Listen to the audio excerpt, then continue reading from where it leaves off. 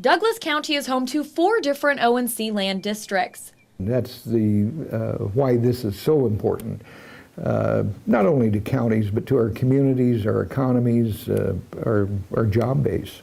Currently, these O&C lands are managed by the federal government. But the Association of O&C Counties says because of protests and environmental lawsuits, forestry services have been slashed. Poorly managed, if at all. The outputs have been negligible. The receipts have been negligible. That's why there's discussion about reauthorization of a safety net to keep the counties from becoming insolvent.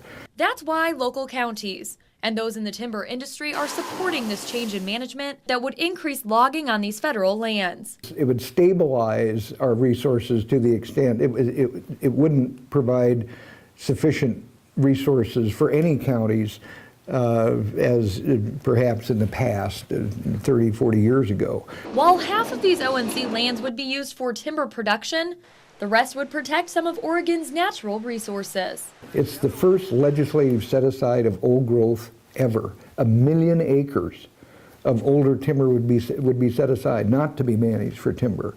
But local environmentalists say the changes won't help the environment at all. If your vision for Western Oregon is one of stump fields and muddy rivers, this bill is for you.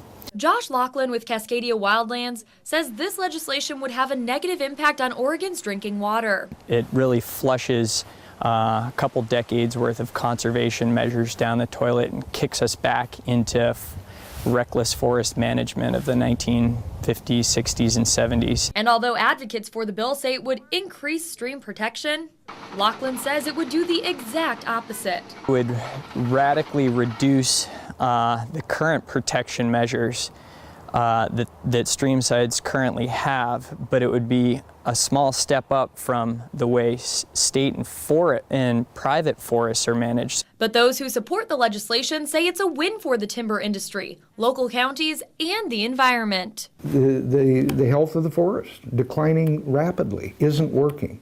That doesn't mean we're going to turn away from concern about the environment. It's just the opposite. But we don't want to see an environmental policy that drives resource-dependent communities into extinction either.